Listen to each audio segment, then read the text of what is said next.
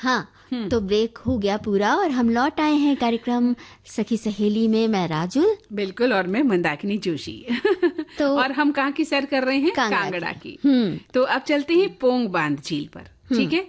और ये बांध जो है 1975 में महाराणा प्रताप के सम्मान में बनाया गया था और इसे महाराणा प्रताप सागर के नाम से भी जाना जाता है। तो भारत के सबसे बड़े मानव निर्मित जलाशयों में से ये एक झील है, ब्यास नदी पर निर्मित है। विशाल जलाशय और झीलों का एक हिस्सा है। और पोंग जलाशय हिमाचल प्रदेश में हिमालय की तलहटी में मछली का सबसे महत्वपूर्ण जलाशय माना जाता है। यहाँ की मछलियाँ जो है, बहुत मछली पालन जो है यहाँ बिल्कुल अलग तरह का है और यहाँ की मछलियाँ भी बड़ी खास होती हैं।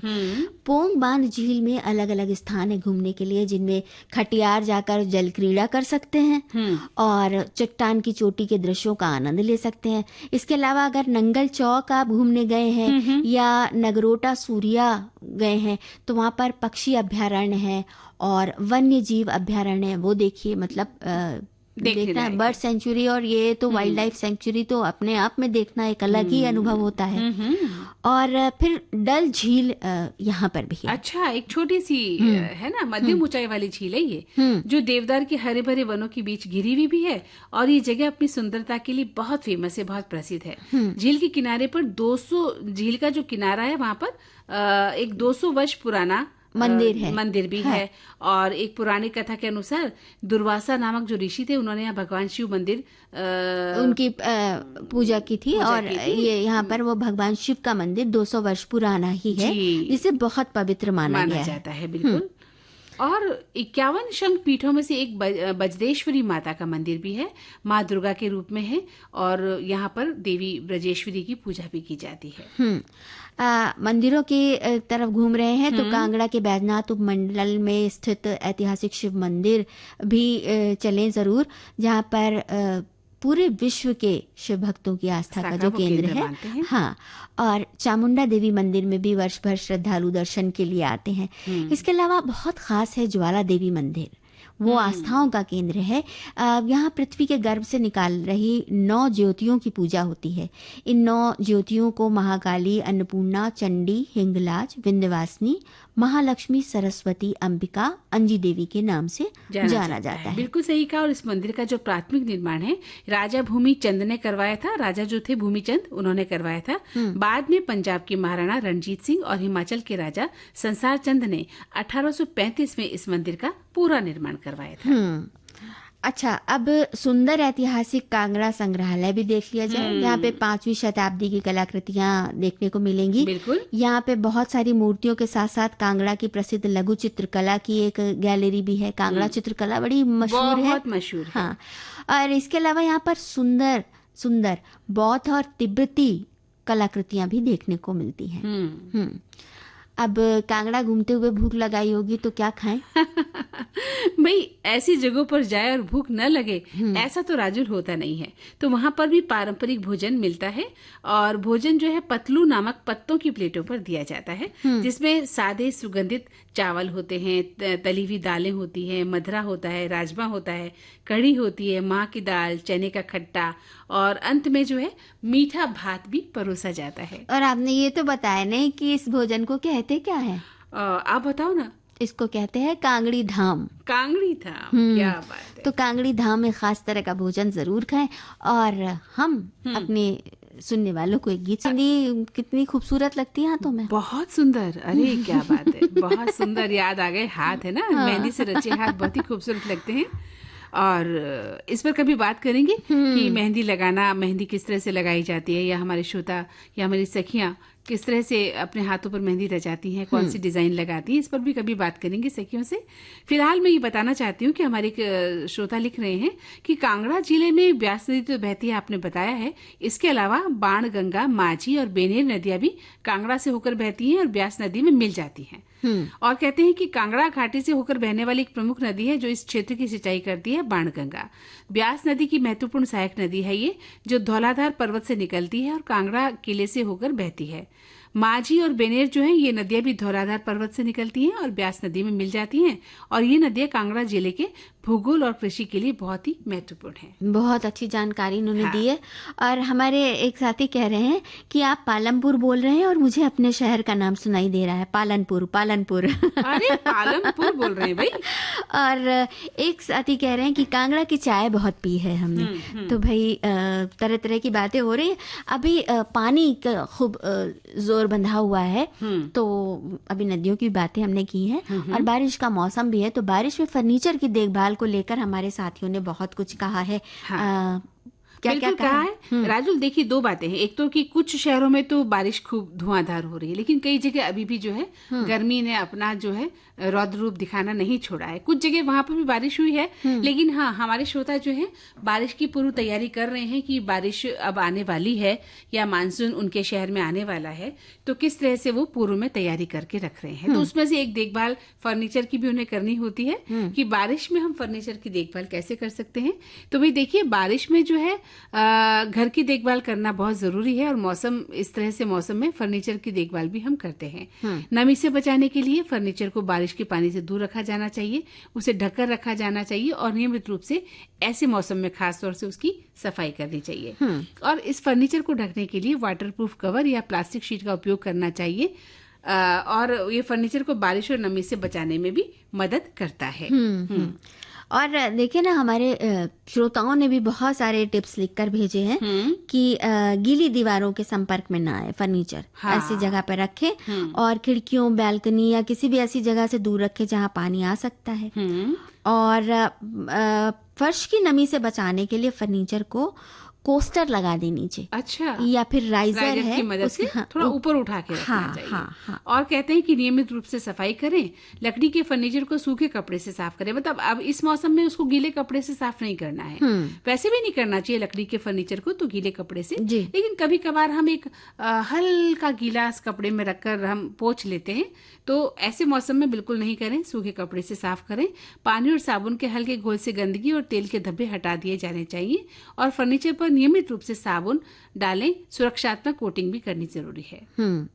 तो इस वार्निश अच्छे से करें। और लेकिन एक बात है, हाँ। वार्निश अगर अभी बारिश शुरू हो गई है तो इस समय करना सही नहीं रहेगा। बारिश के पहले का ये है कि आप कर लें, और जो फर्नीचर के छोटे छोटे सुराख होते हैं उस समय उनको भी भर लें, क्योंकि उनके अंदर कीड़े हैं, किसी तरह से वो चले जाते हैं, अपना घर बना लेते हैं। हाँ। और इसके साथ ही साथ जो नमी सोख ले, जैसे सिलिका जेल पैकेट है, या चारकोल का वो होता है ना, या नेपथिलिन बॉल्स, ये वो डालने। हाँ, ये जरूर डालें। और दराज, अलमारियां और अन्य बंद स्थानों में इन सब चीजों को रखा जा सकता है। ये हमारे श्रोताओं ने बताया है। बिल्कुल, हमारे श्रोता ये भी लिखते हैं कि बारिश के मौसम में फर्नीचर की देखभाल के लिए उसे बारिश के पानी और नमी से तो बचाना जरूरी है। लकड़ी के फर्नीचर को भी आप ध्यान से रखें, उनका जो जगह है वो वहाँ वेंटिलेशन सुनिश्चित करें। नमी को कम करने के लिए आप जो है ह्यूमिडिफायर का उपयोग कर सकते हैं। और बारिश में लकड़ी के फर्नीचर फूलने लगते हैं, तो ऐसी स्थिति में नमी दूर करने के लिए नीम के सूखे पत्ते या नमक का प्रयोग हम कर सकते हैं। हाँ। इसके साथ ही बारिश में फर्नीचर को दीवार से दूर करना चाहिए, ये तो बता ही दिया है। हाँ। और ये कीटनाशक डिओडोरेंट जो है आप इस्तेमाल कर सकते हैं, इसलिए क्योंकि बारिश में फंगस का बहुत ज्यादा होता है। तो कपूर की गोलियां रख लीजिए। बिल्कुल रख सकती हैं। और जैसे फर्नीचर की जब हम बात कर रहे हैं, खासतौर से लकड़ी का फर्नीचर है, तो देखिए घर के दरवाजों का भी हमें ध्यान रखना चाहिए राजुल। घर के दरवाजे भी ऐसे समय में फूल जाते हैं, टेढ़े मेढ़े हो जाते हैं, है ना, उनका भी ध्यान रखना चाहिए। बहुत दिक्कत आती है बारिश के इस मौसम में, और पानी से उन्हें बचा कर रखना चाहिए। तो घर का फर्नीचर है या दरवाजे हैं, पानी से बचें ज्यादा से ज्यादा। बारिश में जो खिड़की से पानी आता है या वाटर लीकेज हो रहा है, ऐसी जगह पर आपके दरवाजे नहीं होने चाहिए, और घर का फर्नीचर खास तौर से नहीं होना चाहिए। अगर हो रहा है तो उसको बंद कराने की तुरंत उसका इंतजाम करने, इलाज करने। जी। और मानसून के दौरान फर्नीचर को साफ करने के लिए हमेशा सूखा कपड़ा, जिसके हम जिक्र कर रहे थे कि सूखे कपड़े से ही उसे साफ करें।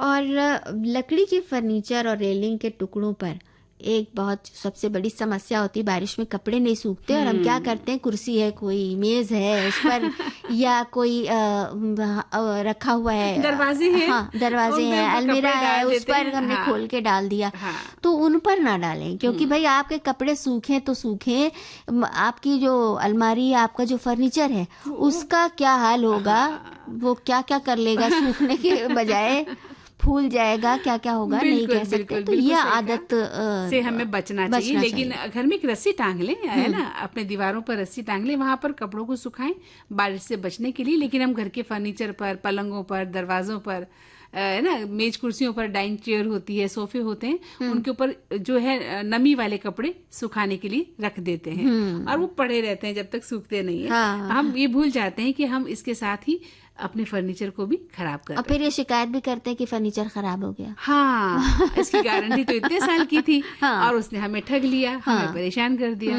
तो इन बातों से हमें बचना ही चाहिए। तो अब हम बचते बचाते बहुत दूर निकल आए हैं और एक गाना सुनने की। हाँ। देखिए ना मंदाकिनी जी, हमारे साथी ने याद किया है फिल्म स्वामी शबाना आजमी को, लता मंगेशकर जी की आवाज को, और इतनी सारी बातें बताएं तो हम बता देते हैं। अमित खन्ना का लिखा गीत था, राजेश रोशन का संगीत था। और हमने फर्नीचर की बात की थी ना, तो हमारे एक श्रोता कह रहे हैं कि कुछ फर्नीचर स्टील या लोहे के भी होते हैं, उन्हें भी पानी से बचाना जरूरी होता है। बिल्कुल सही कहा उन्होंने। तो हमने खासतौर से इसलिए बात की, लकड़ी के ज्यादातर फूल जाते हैं, लेकिन ये बात सही है कि लोहे के फर्नीचर भी होते हैं या स्टील का होता है, तो पानी से उन्हें भी बचाना ही चाहिए। जरूरी है। और अब जो है रिस्क की बात हम कर रहे थे कि जिंदगी में रिस्क लेना कितना जरूरी है। तो हमारे श्रोताओं ने अपने विचार भेजने शुरू कर दिए हैं, मैं पढ़ती हूँ, आप भी पढ़िएगा। एक श्रोता लिखते हैं कि जीवन में कई मौके ऐसे भी आते हैं जहाँ रिस्क लेना बेहद जरूरी हो जाता है। अगर उन अवसरों पर रिस्क नहीं उठाई जाए तो आगे चलकर पछताना पड़ता है। लेकिन रिस्क लेने का मतलब ये नहीं होता कि बिना सोचे समझे कोई भी फैसला ले लें। रिस्क लेने के पहले उससे होने वाले नफा नुकसान का आकलन करना भी जरूरी होता है, और रिस्क लेने से हमें स्वयं को परखने का, सीखने का भी अवसर मिलता है। एक श्रोता कह रहे हैं कि जीवन में जोखिम उठाने की कलाओं में वही इंसान निपुण होता है जिसकी सोच और पक्के इरादे मजबूत होते हैं। इरादे भी पक्के हों, मजबूत भी हों। तो बातें कही इन्होंने। कमजोर कलेजे वाले इंसान कभी अपने पूरे जीवन काल में कोई रिस्क नहीं लेना चाहते हैं। आज विंग कमांडर सौरभ शुक्ला अंतरिक्ष में उड़ान के कारण पूरे भारत देश ही नहीं, अंतर्राष्ट्रीय स्तर पर भी उनकी हर तरफ चर्चा हो रही है। बिल्कुल, ये है एक बहुत बड़ा डिसीजन लेना, रिस्क लेना। जिंदगी सेफ जोन से निकलकर वो इतने बड़े रिस्क जोन में गए हैं, है ना, और इतना बड़ा काम कर रहे हैं देश के लिए, विश्व के लिए। तो भाई इस तरह का रिस्क भी बहुत सारे लोग लेना पसंद करते हैं। जैसे कुछ लोग ट्रैकिंग पर जाते हैं, या ये तो जो विंग कमांडर सौरभ शुक्ला की बात हो रही है, ये तो बहुत ही बड़ा चैलेंज है। लेकिन आम जीवन में भी जब तक हम सेफ जोन से बाहर नहीं निकलते, तब तक हम जिंदगी की चुनौतियों का सामना नहीं कर पाते हैं। लेकिन ना कई बार ये भी होता ना कि शादी के बाद ऐसा लगता है कि अरे कुछ तो गड़बड़ है, बिल्कुल वो नहीं हो पा रहा है, हमारा सामंजस्य नहीं हो पा रहा है। वो तब तक नहीं हो पाता सामंजस्य जब तक हम अपने कंफर्ट जोन से बाहर निकल के उस दूसरे जो इलाके में है वहां पर जाकर एडजस्ट नहीं होते, क्योंकि सारी दिनचर्या आपकी बदल जाती है ना। आप जिस तरह से सोते हैं, उठते हैं, खाते हैं, पीते हैं, दूसरे घर जाकर वो बिल्कुल चेंज मिलता है। तो वो कंफर्ट जोन से आप बाहर आते हैं तो आपको परेशानी होती है, बिल्कुल, है ना। तो उस जोन में जाकर जब आप एडजस्ट होते हैं, तब जाकर आपको समझ आता है कि ये जिंदगी का असली रूप है। तो हमारे श्रोता लिखते हैं कि रिस्क लेने के कई नए अवसर होते हैं, आत्मविश्वास बढ़ता है, व्यक्ति विकास के पथ पर बढ़ता है। रिस्क लेने के नुकसान भी हैं, असफलता और निराशा का सामना भी करना पड़ता है। कई बार सफलता प्राप्त करने के लिए भी रिस्क लेना पड़ता है, और रिस्क लेने से पहले उनके संभावित परिणामों पर विचार करना और सावधानी से योजना बनाना बहुत जरूरी होता है। और हमारे एक श्रोता बता रही है कि शादी के बाद मैंने देखा कि कैसे रिस्क लिया जाता है, ये खूब देखने को मिला। श्रीमान जी का बिजनेस होने के कारण उनके लिए मामूली बात हो जाती है, क्योंकि बिना रिस्क लिए हुए बिजनेस आगे बढ़ता नहीं, इसलिए रिस्क तो लेना पड़ेगा। तो बिल्कुल लेना पड़ता है। और एक श्रोता लिखते हैं कि किसी काम को करने में रिस्क लेना मतलब उस काम से जुड़े संभावित नुकसान या खतरों के बावजूद उस काम को फिर भी करना है, फैसला लेना है। ये एक साहसिक कार्य हो सकता है, लेकिन सफलता के लिए कभी कभी जोखिम उठाना जरूरी होता है। और एक और श्रोता कह रहे हैं कि मैं अपनी बात करूं तो मैं एक बिजनेसमैन हूं, मुझे हर कदम पर रिस्क लेना होता है। नई टीम बाजार में आई तो वो खरीदने पर नया आइटम बाजार में आया तो वो खरीदने पर बिकेगा या नहीं बिकेगा। कोई ग्राहक को उधार बाकी में माल बेचा तो वो बाद में पैसे आएंगे या नहीं आएंगे। बारिश में माल सामान भीग जाया करता है तो उसका रिस्क। कई बार दुकान में चोरी होती है। ऐसी छोटी छोटी बातों का कई रिस्क होता है जिसे कि लेना ही पड़ता है। बिल्कुल, तो ये बिल्कुल, तो है। बिल्कुल सही कहा। और वहीं एक श्रोता लिखते हैं कि जीवन में सभी रिस्क लेते हैं, कोई छोटा तो कोई बड़ा। जो छोटा रिस्क लेता है उसका रिस्क किसी को पता नहीं चलता, जबकि जो बड़ा रिस्क लेता है वो इतिहास बन जाता है और उसका रिस्क कई सालों तक जाना जाता है। इसीलिए रिस्क को सभी लेते हैं, लेकिन अलग अलग तरीके से जिंदगी में रिस्क लिया जाता है। और हम एक गाना सुनने का रिस्क ले लें। वो तो एक अच्छा काम। मन की बात है जन जन की, सभी की कुछ अपनी सी, संघर्षों के कुछ किस्से, कहानी कुछ सफलताओं की, अनकही विरासत की, उम्मीदें नए भारत की।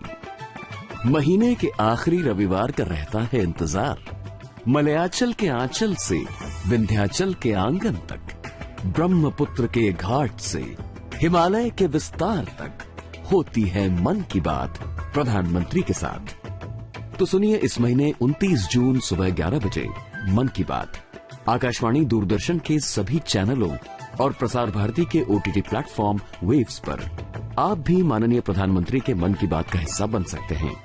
इसके लिए आप अपने सुझाव 27 जून तक टोल फ्री नंबर 1800-117800 पर रिकॉर्ड कर सकते हैं या फिर 1922 पर भी कॉल कर सकते हैं। नमो ऐप या माई गॉव के ओपन फोरम में पोस्ट कर सकते हैं या post box number 111 Akashvani Delhi पर भेज सकते हैं।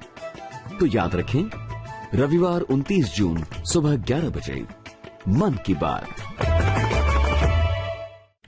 हाँ। मंदाकिनी जी, अब देखिए घड़ी कह रही है कि हम अपनी बातचीत को समेट लें। बिल्कुल, तो रिस्क, इसमें रिस्क नहीं ले सकते। बिल्कुल, रिस्क लेना भी नहीं है, ये रिस्क बहुत महंगा पड़ जाता है। हाँ। तो अब तो सखी सहेली कार्यक्रम से मंदाकिनी जोशी और राजुल को दीजिए इजाजत। नमस्कार। सहेली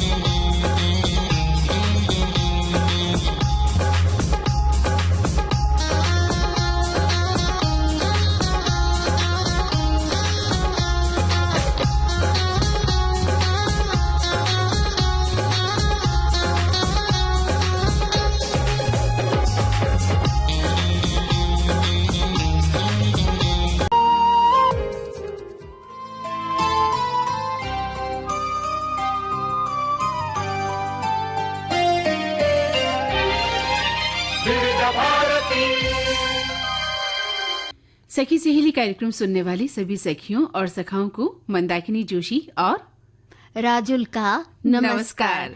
मंदाकिनी जी नमस्कार। नमस्कार। नमस्कार। क्या बात है राजुल, किसी सोच विचार में गुम लग रही हो? मैं ये सोच रही हूँ कि आज तो बहुत सारी चीजें हैं और हमारे जो सुनने वाले हैं उनके पास कहने के लिए भी बहुत सारी चीजें हैं। तो इनके बीच में जो गीत संगीत का जो हम तड़का लगाएंगे, हाँ, वो कैसा होगा, वो किस तरह का होना चाहिए। तो बस यही सोच रही थी और आपने तो हमारी मुश्किल एकदम हल कर दी तुरंत। भाई, अब कार्यक्रम का समय शुरू हो गया है तो सोचना विचारना खत्म और अपनी सखियों और सखाओं से बातचीत का सिलसिला शुरू है ना। और बातचीत का सिलसिला शुरू करेंगे तो ये तो बताएंगे ना कि आज हमारे विषय क्या क्या हैं। हाँ, बिल्कुल। आज अंतर्राष्ट्रीय नशा निषेध दिवस है और हम घूमने जाते हैं, तो आज हम कांगड़ा घूमने जाएंगे पर्यटन स्थल में। बिल्कुल बिल्कुल। और मुझे कुछ कहना है में आज हम बात करेंगे कि रिस्क लेना कितना जरूरी है जिंदगी में, है ना। कुछ लोग सेफ गेम खेलते हैं, सेफ जोन से बाहर नहीं निकलना चाहते, जिंदगी में रिस्क नहीं लेना चाहते, लेकिन वो कितना जरूरी है ये आज हम बातचीत करेंगे। और इसके अलावा बारिश में फर्नीचर की देखभाल कितनी जरूरी है, ये सब बातें जानना भी जरूरी है। लेकिन एक बात कहना चाहेंगे अपनी सखियों से कि मुझे कुछ कहना है। ये जो सेगमेंट है ये पूरा आप पर निर्भर है, हमारे सभी सखियों और सखाओं पर। वो लिखें अपनी बातचीत कि जिंदगी में उन्होंने कौन कौन से रिस्क लिए, कहाँ कहाँ जिंदगी में चुनौतियां आई और किस तरह से सेफ जोन से वो बाहर निकले। या कुछ लोग ऐसे भी हैं जो सिर्फ सेफ जोन में रहना चाहते हैं और बाहर नहीं निकलना चाहते, रिस्क नहीं लेना चाहते। उनके विचारों का हम इंतजार कर रहे हैं। और रिस्क लेने पर कभी जब धड़कते दिल से रिस्क लिया तो कुछ अच्छा परिणाम निकला, कभी कुछ बात बिगड़ी भी होगी और उस बार बिगड़ी बात को कैसे संभाला। तो अगर ऐसा कोई अनुभव हो तो वो भी हमें जरूर बताएं। बिल्कुल। और हम एक आपको गीत सुनवाएं। बिल्कुल सुनाते। प्यारा सा गीत।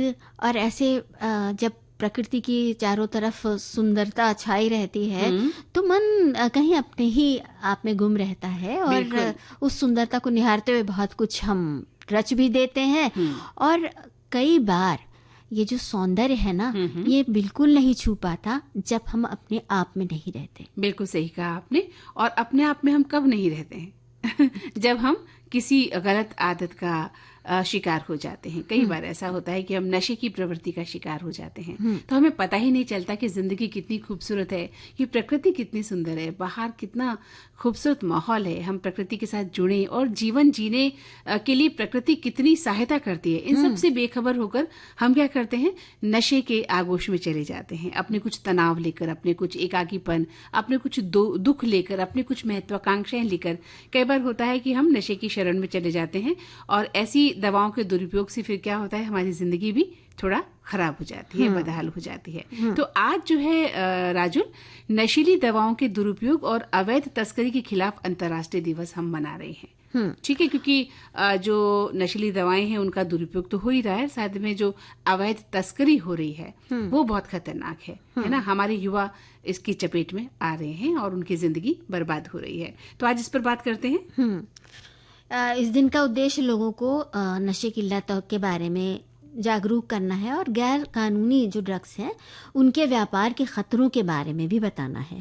और 7 दिसंबर 1987 को संयुक्त राष्ट्र महासभा ने नशीली दवाओं के दुरुपयोग से मुक्त अंतर्राष्ट्रीय समाज के लक्ष्य को प्राप्त करने का संकल्प लिया और 26 जून को नशीली दवाओं के दुरुपयोग और अवैध तस्करी के खिलाफ अंतर्राष्ट्रीय दिवस के रूप में मनाने का निर्णय लिया है, जो कि आज हम मना भी रहे हैं। देखिए ना, नशे की लत तो ऐसी है कि दुनिया भर में बहुत सारे लोग इसके शिकार हो चुके हैं और बहुत सारे लोग इनके कारण जानलेवा बीमारियों के भी शिकार हो जाते हैं। घर, परिवार और समाज पर भी इनका प्रभाव पड़ता है। और इसके अलावा नशीली दवाओं की तस्करी और संगठित अपराध के कारण बहुत सारी मुश्किलें आती हैं, जिनसे जो भी जूझता है ना उसका जीवन सरल नहीं, सहज सरल नहीं रह जाता है। बिल्कुल नर्क हो जाता है जीवन, बिल्कुल। और उनके घर वालों का जो जीवन है वो भी बहुत ही खराब हो जाता है। और इनके जो प्रभाव है ना राजू, नशीली दवाओं के, उस वक्त तो शायद बहुत अच्छा लगता होगा जब वो नशे के सेवन शुरू करते हैं। उन्हें लगता है कि हम कल्पनाओं के घोड़े पर सवार हैं और काल्पनिक दुनिया में विचरण कर रहे हैं। लगता है अब सुखी सुख है जीवन में, है ना। हमें एक ऐसा साथी मिल गया है नशे के रूप में। लेकिन इसके जो दूरगामी परिणाम है वो बहुत ही खतरनाक है, बहुत ही जटिल होते हैं और उस चुनौती से निपटने के लिए उपाय करना बहुत जरूरी है।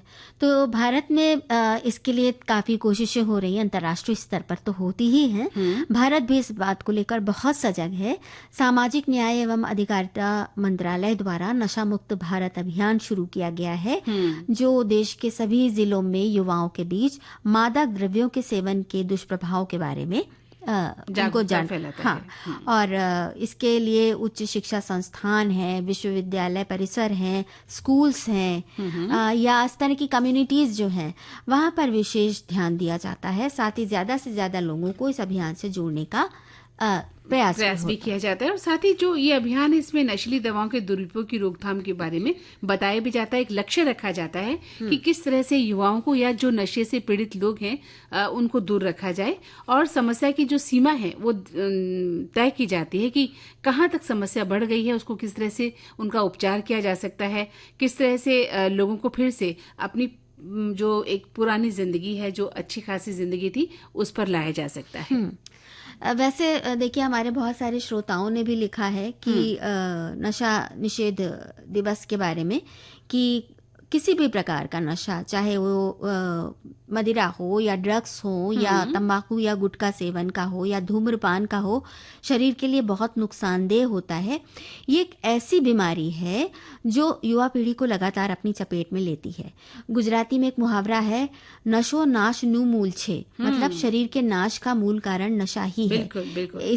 इसमें किसी प्रकार के व्यसन हमने नहीं किया, चाय का भी नहीं है। अगर है तो वो है बचपन से लेकर आज तक विविध भारती पर मन भावन गीत संगीत सुनने का नशा। कितना प्यारा व्यसन है आपका, कितना प्यारा नशा है कि आपने संगीत को, ज्ञान को अपना साथी बनाया है ना, अपने जीवन से जोड़ा।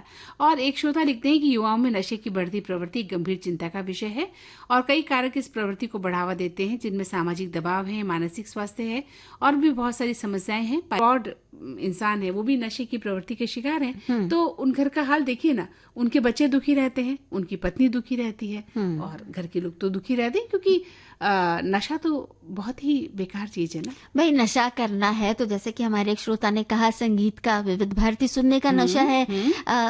आप लोगों में प्यार बांटने का नशा आपको हो जाए तो क्या बात है। आप किताबें पढ़िए, किताबों का नशा अच्छा हो जाए, खाना खाइए, अच्छी बातें करिए, हंसिए हंसाइए और हमारी तरह ये प्यारा सा गीत सुनिए। संगीत बिल्कुल, और फारूक केसर के बोल है ये, है ना। लता मंगेशकर की आवाज, मदारी फिल्म का ये गाना सुना हमारी सखियों ने, सखाओं ने भी। बिल्कुल। और अब चलिए घूमने चलते हैं। कहाँ? कांगड़ा। क्या बात है, मजा आ जाता है जब हम इस तरह से घूमने निकल जाते हैं ना राजू। सच कह रहे हैं कि दिमाग की जो परतें हैं ना वो खुल जाती हैं, है ना, बिल्कुल खुल जाती है। और विचार इतने आते हैं, इतनी जगहों पर जब हम जाते हैं, कितने विचार कौंधते हैं, कितनी बातें, प्रकृति को देखते हैं, दीवारों को देखते हैं, इमारतों को देखते हैं, नक्काशियों को देखते हैं, जल, नदी, तालाब, मतलब क्या क्या देखने को मिलता है इन जगहों पर जाकर। और हमें अपनी संस्कृति का पता चलता है कि भारतीय जो संस्कृति है, जो इतिहास है, वो कितना समृद्ध है, कितना समृद्ध है ना। तो ऐसी ही जगह है कांगड़ा। बिल्कुल। हिमाचल प्रदेश में है ये, जहाँ उत्तर पश्चिम से दक्षिण पूर्व तक शिवालिक, धौलाधर और हिमालय की अलग अलग ऊंचाई वाले स्थान देखे जा सकते हैं। बिल्कुल। पुराने समय में कांगड़ा को नगरकोट कहा जाता था। कहते हैं कि कांगड़ा मूल रूप से प्राचीन त्रिगर्ता यानी जालंधर का एक हिस्सा था, जिसमें सतलुज और रावी के बीच वाला क्षेत्र शामिल था। चीनी यात्री आए थे यहाँ पर, हुनसांग, हाँ, जिन्होंने हर्षवर्धन के शासनकाल के दौरान भारत का दौरा किया था। उन्होंने यात्रा संस्मरण में अपने इस क्षेत्र के कई शासकों के बारे में लिखा भी था। बिल्कुल। और बहुत सारे राजाओं भी आप घूमने के लिए भी टैक्सी का इस्तेमाल कर सकते हैं। चलिए घूमने चलें तो मसरूर रॉकेट मंदिर जो है वो वहाँ का बहुत मशहूर है। व्यास नदी की कांगड़ा घाटी में पत्थर काट कर बनाए गए मंदिरों का ये एक समूह है। और इन मंदिरों को एक ही शिला से काटकर शिखरों के साथ तराशा गया था। बिल्कुल। उत्तर भारतीय नगर वास्तुशैली में बने ये मंदिर 8वीं शताब्दी के शुरुआत में बनाए गए थे। और मंदिरों का जो मुख्य द्वार है वो धौलाधार पर्वतों की ओर है, मतलब उन्हीं की तरफ मुंह करके खड़े हैं पर्वतों की ओर। बहुत सुंदर दृश्य है वो।